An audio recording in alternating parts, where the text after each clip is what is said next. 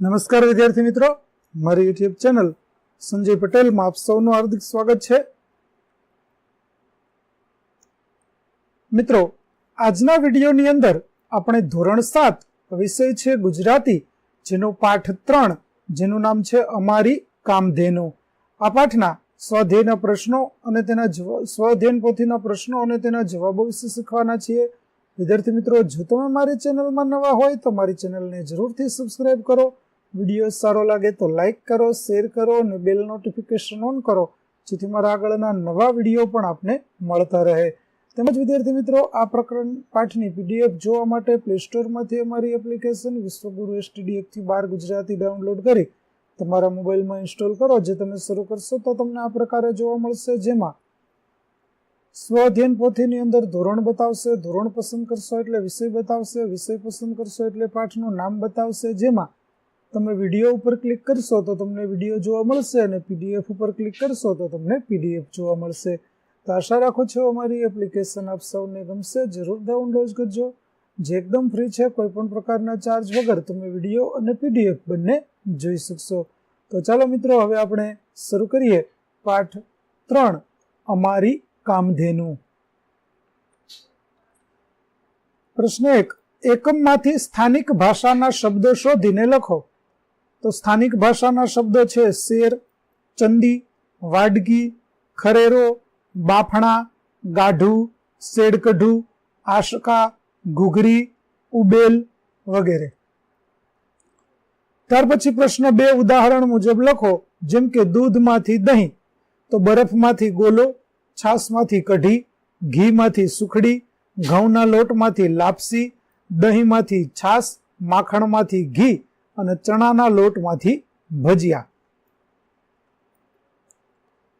ત્યાર પછી પ્રશ્ન 3, વાક્ય સામે કૌંસમાંથી સાચો શબ્દ પસંદ કરી અને લખો. જેમાં પહેલું, પોતાના પર કાબુ ધરાવતા હોય તેને સ્વનિયંત્રણ કહેવાય. બીજું, પોતે જ કમાતા હોય તેને સ્વરોજગારી કહેવાય. ત્રીજું, હું મારી સુરક્ષા કરી શકું છું તેને સ્વરક્ષણ કહેવાય. ચોથું, આજે મેં પરીક્ષા આપી તેને સ્વમૂલ્યાંકન કહેવાય. અને મેં મારી જાતને ઉગારી લીધી તેને સ્વ બચાવ કહેવાય. ત્યાર પછી ચોથું કૌંસમાંથી પસંદ કરી વાક્યો સામે બંધ બેસતો શબ્દ બોક્સમાં લખો. જેમાં પહેલું છે, ગાય કે પશુઓને સુકાયા પલાળીને આપવામાં આવતી બાજરી, ચણા તેને ચંદી કહેવાય. એવી રીતે લીમડાની છાલ, તુલસી, ગિલોય વગેરેને ખૂબ ઉકાળીને ઠંડો કરીને પીવાથી શરદી તાવ મટે તેને કાવો કહેવામાં આવે છે. ત્યાર પછી કાચી કેરી છોલીને ગોળ નાખીને બનાવેલું શરબત, જેને બાફલો કહેવાય. ચોથું, ચકલી કે પક્ષીઓને આપવામાં આવતા અનાજના દાણા તેને ચણ કહેવાય. પાંચમું, ચોખા ચણાની દાળના લોટનું ખીરું બનાવીને આથો લાવીને બને છે તેને હાંડવો કહેવાય. છઠ્ઠું, ઘણા બધા શાકભાજીઓ વરાળથી પકવીને બનાવાતી વાનગી તેને વરાળિયું કહેવાય. સાતમું, લોટ શેકીને ગોળ નાખીને ગરમ કરેલું પાતળું પીણું, જેને રાબ કહેવાય. આઠમું, 7 પ્રકારના અનાજ કઠોળ બાફીને બનાવાતી વાનગી, જેને ખીચડો કહેવાય. નવમું, આયુર્વેદિક વસ્તુઓ જેવી કે ફુદીનો, સંચળ, બલદાણા, આદુ, લીંબુ ઉકાળીને બનાવવામાં આવતું પીણું, જે કાશ્મીર તથા જૂનાગઢમાં પ્રખ્યાત છે, જેને કાઢો કહેવાય. ત્યાર પછી ઘઉંના પોંક તથા ગોળમાંથી બનાવાતી વાનગી, જેને જાદરિયું કહેવાય. અને શાકભાજીને ઘટ્ટ પ્રવાહી બને ત્યાં સુધી ઉકાળી બનતી વાનગી તેને ઘૂંટો કહેવાય. ત્યાર પછી કોષ્ટકમાંથી શબ્દ શોધી તે શબ્દનો વિરોધી અર્થ ધરાવતી વાક્ય રચના બનાવો. વિદ્યાર્થી મિત્રો, શબ્દો છે તે અહીં શોધેલા છે, તમે જોઈ શકો છો. ત્યાર પછી તેને લગતા વાક્યો છે તે જોઈએ. તો ઈષ્ટ, તો રાજા કોઈનું અનિષ્ટ કરતો નહીં. વિદ્યાર્થી મિત્રો, અહીં લીટી દોરેલા શબ્દો છે તે તેના વિરુદ્ધાર્થી શબ્દો છે અને વાક્ય આપણે તે પ્રકારે બનાવેલું છે. તો અકસ્માતમાં યુવાનનું મૃત્યુ થયું. ત્રીજું, ઘરે મહેમાનને જોઈ જિયાનને આનંદ થયો. ચોથું, અમારા ગામમાં બસો નિયમિત આવે છે. ક્ષણિક, તેનું જીવન લાંબુ છે. વેળા, તો કોઈના ઘરે વેળા ન જવું જોઈએ. શોષણ, તો માતા તેના દીકરાનું પોષણ કરે છે. કોલાહલ, તો મંદિરમાં ખૂબ જ શાંતિ હતી. ત્યાર પછી સફળ, તો ધંધામાં તેને નિષ્ફળતા મળી.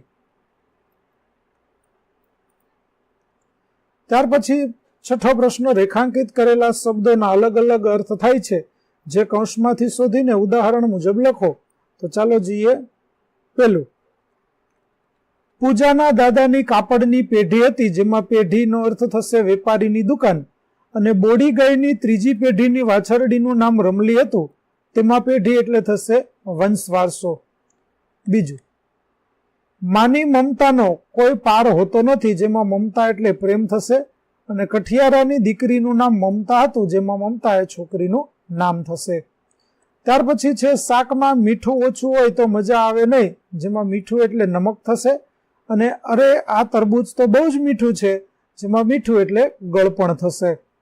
ચોથું, વેપારમાં આ વખતે બહુ મોટું ખોટ આવી, જેમાં ખોટ એટલે થશે નુકસાન, અને આવો આવો તમારી જ ખોટ હતી, જેમાં ખોટ એટલે થશે ઉણપ. ત્યાર પછીનો પાંચમું, ખેડૂત પોતાના ખેતરમાં ખાતર ભરી ખેતી કરે છે, જેમાં ખાતર એટલે ખેતરનું પોષક દ્રવ્ય થાય, અને લૂંટારાઓએ શેઠના ઘરમાં ખાતર પાડ્યું, જેમાં ખાતર એટલે થશે લૂંટ.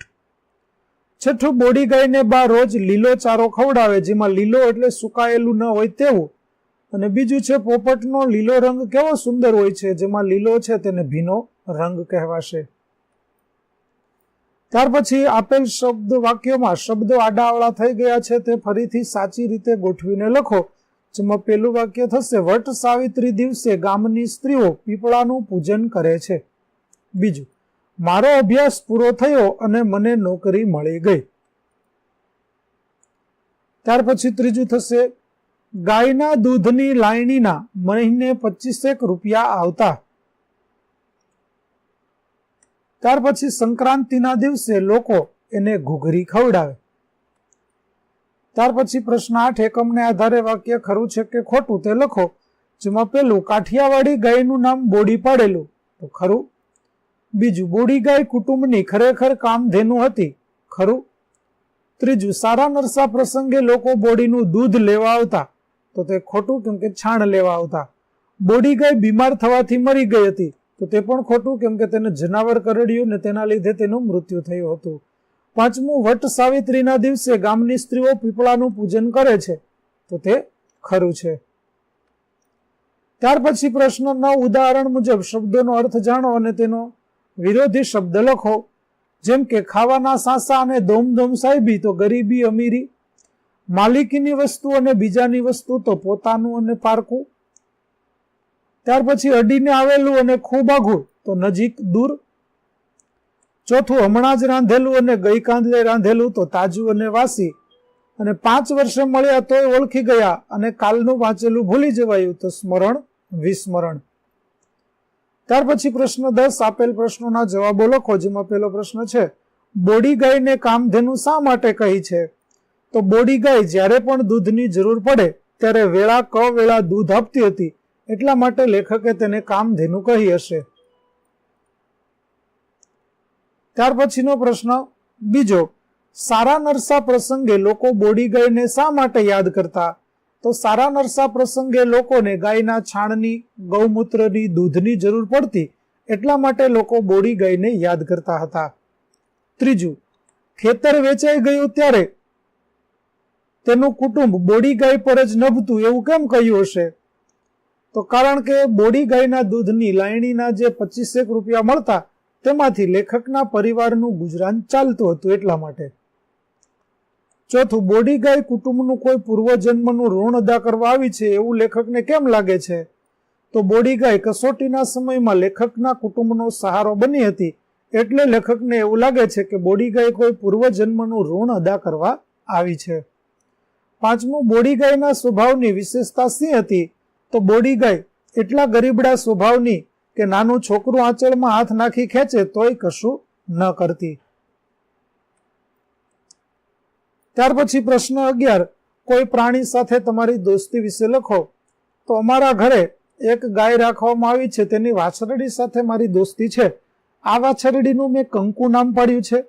તે દેખાવમાં આછા લાલ રંગની છે, તેના કપાળમાં સફેદ કલરનો ચાંદલો છે. હું મારા ફળિયામાં સવાર સાંજ તેને રમાડું છું.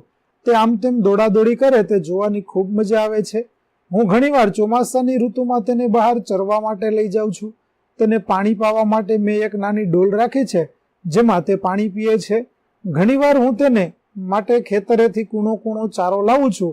તે મને જોઈને ખૂબ રાજી થઈ જાય છે. અમારા બંનેની દોસ્તી ખૂબ સારી છે.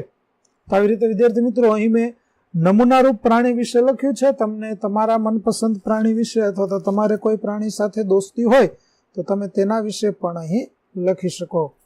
તો વિદ્યાર્થી મિત્રો અહીં આપણો પાઠ 3 અમારી કામધેનુ ના સ્વઅધ્યયન પોથીના પ્રશ્નો અને તેના જવાબો પૂરા થાય છે. આગળના પાઠના પ્રશ્નો અને તેના જવાબો મેળવવા મારી ચેનલને જરૂરથી સબસ્ક્રાઇબ કરો.